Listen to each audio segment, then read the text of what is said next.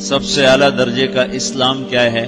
من سلم المسلمون من لسانہ و یدہ۔ زندگی میں یہ طے کر لو، کوئی کتنا ہی تمہیں دکھ پہنچائے، کوئی کتنا ہی تمہاری بےعزتی کرے، چپ ہو جاؤ، سہ جاؤ۔ مرنے والے کی کیا عزت، کیا ذلت، میں نے تو مر کے دیکھا ہے، اور مجھے یہ حدیث سمجھ میں آئی ہے بڑی اچھی طرح، موتوا قبل ان تموتوا، کہ مرنے سے پہلے مر جاؤ۔ اس وقت اگر میں مر جاتا تو مجھے کوئی گالیاں دیتا تو مجھے کیا نقصان تھا، اور مجھے کوئی نعرے لگاتا میرے لیے تو میرا کیا نفع تھا۔ تو مرنے سے پہلے مر جاؤ۔ کوئی تمہیں برا بھلا کہے تو تمہارا کیا نقصان ہے، تمہیں کوئی واہ واہ نعرے لگائے تمہیں کیا نفع ہے۔ اگر اللہ راضی ہے تو مرد آباد اور زندہ باد سے بے نیاز ہو۔ ابو ذر رضی اللہ تعالیٰ عنہ کو ایک آدمی نے گالیاں دی تو انہوں نے فرمایا، بیٹا ایک گھاٹی آگے آ رہی ہے، اس میں گر گیا تو جو کچھ کہہ رہے ہو اس سے بھی زیادہ کا حقدار ہوں، اور اگر پار ہو گیا تو تیری گالیوں سے مجھے کوئی فرق نہیں پڑتا ہے۔ من سلم المسلمون من لسانہ و یدہ موتوا قبل ان تموتوا۔ چونکہ آج کل اخلاق ہیں انتقامی، معاف کرنے والے اخلاق ہیں نہیں، انتقامی اخلاق ہیں۔ ہمارا معاشرہ انتقامی ہے، اچھا کرو گے تو ہم اچھا کریں گے، برا کرو گے تو ہم برا کریں گے، جیسا کہو گے ویسا ہم سے سنو گے۔ یہ ہمارا ماحول ہے، یہ ہمارا۔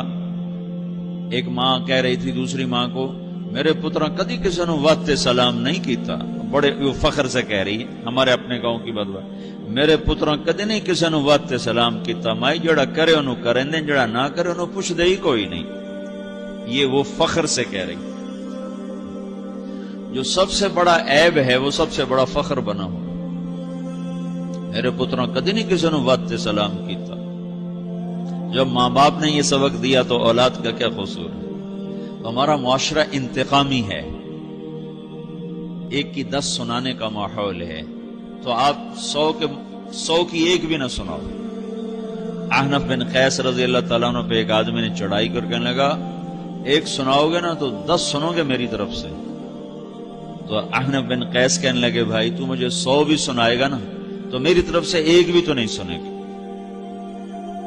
ایک آدمی ان کی بڑی بےزتی کر رہا تھا اور وہ چل رہے تھے اور وہ 100 گالیاں بک رہا ہے۔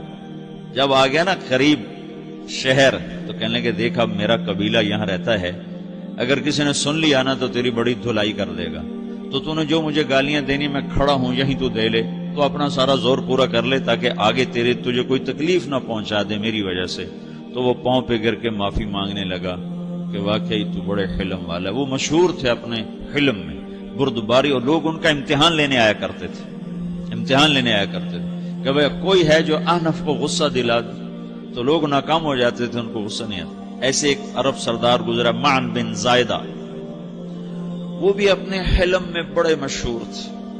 ایک دفعہ لوگوں میں شرط لگ گئی کہ کوئی ہے معن بن زائدہ کو غصہ دلائے تو ہم اس کو انعام دیں گے۔ تو ایک شاعر نے کہا، میں غصہ دلاتا ہوں، تم دیکھنا ایسے سیخ پا ہو جائے گا جیسے جانور۔ تو وہ چلا گیا اس کی مجلس میں، دربار لگا، عرب سردار تھا بہت بڑا، دربار لگا ہوا، تو کہتا السلام علیکم، وعلیکم السلام۔ تو معن بن زائدہ پر ایک دور بڑے فقر کا گزرا تھا، پھر اللہ نے اس کو بہت بڑی سرداری دی، بنو عباس کا بہت بڑا یہ وزیر گورنر تھا۔ تو کہتا اتذکر اذ لحافک جلد شاۃ واذ نعلاک من جلد البعیر، کہوں بھائی تجھے یاد ہے جب تیرا بستر بکری کی کھال تھا اور تیرے جوتے اونٹ کی کھال کے تھے؟ تو کہنے لگا کیوں نہیں یاد، بھلا کوئی ماضی بھی بھولتا ہے؟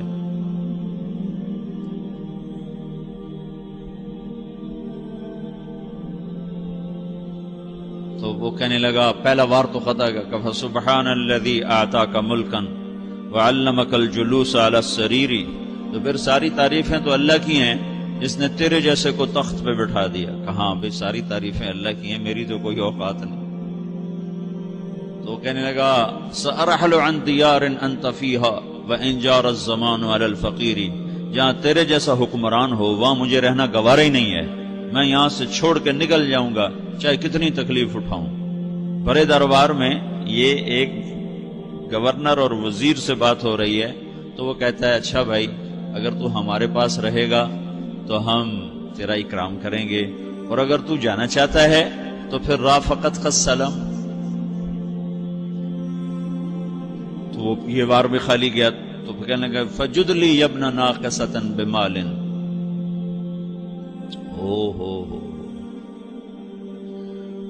او گندی ماں کے بیٹے مجھے کچھ عطا بھی کر، میں بغیر پیسے کے سفر کیسے کروں گا؟ عرب کو کسی کو بھی ماں کی گالی دے دینا اور پھر عرب سردار ہو. فجد لی یبن ناقصۃ بمال، بری ماں کے بیٹے مجھے کچھ پیسے بھی دے، میں نے جانا ہے. میں کہا بھائی اس کو 3000 دے دیا جائے. اللہ تو کہنے لگا قلیل ما آتیتنی و انی لأطمع منک فی الکثیر، یہ تو بہت تھوڑا تو نے دیا ہے، مجھے اور دے. کہا اچھا بھائی 3000 اور دے دو. تو وہ شاعر کی بھی آنکھیں پھٹ گئیں. کہنے لگا اب ٹھہر جا ٹھہر جا، اب میں تیری اصل تجھے بتاتا ہوں. سألت اللہ ان یبقیک ذخرا فما لک فی البریۃ من نذیر، میں اللہ سے دعا کرتا ہوں اللہ تیرے جیسوں کو سلامت رکھے، تیرے جیسا دنیا میں کسی ماں نے جنا ہی کوئی نہیں. فمنک الجود والافضال حقا وفضل یدیک کالبحر الغزیر، تو ہی سخی ہے، تو ہی کریم ہے، اور سمندر بھی تیری سخاوت کے آگے کچھ نہیں ہے. تو نے کہا اچھا بھائی تو نے ہماری برائی کی، ہم نے تمہیں 6000 دیے، اب تو نے ہماری تعریف کی، اب 10,000 اور دے دو اس کو. باتیں ہی رہ گئیں، باتیں ہی رہ گئیں. کہاں سے لائیں ایسے لوگ؟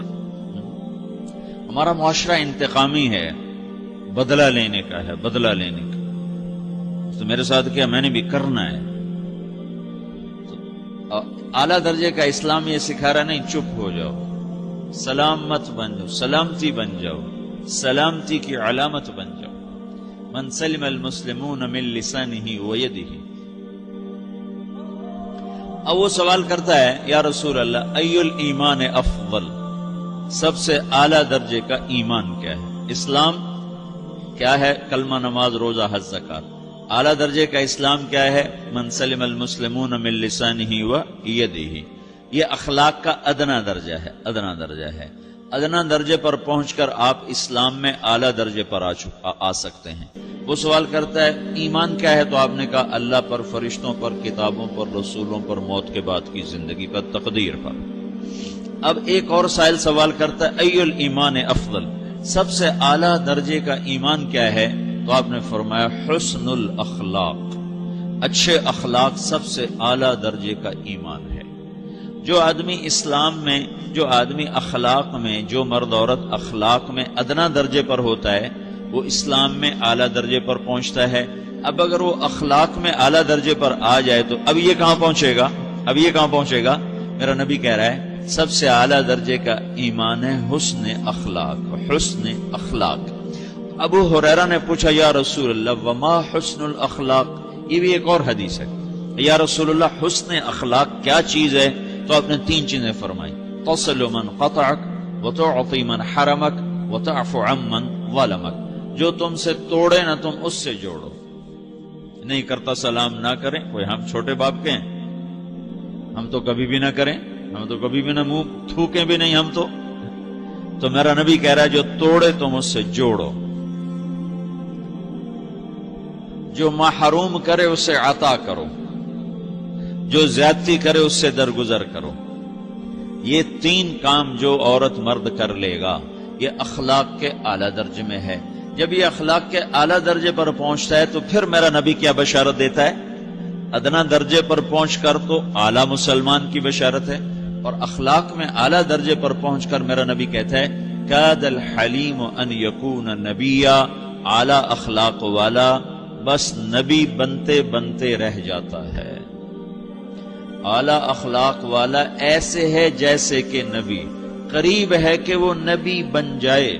یہ تو ہے نا ترجمہ، لیکن ہم ہمارے اردو میں کہتے ہیں وہ نبی بنتے بنتے بنتے رہ گیا.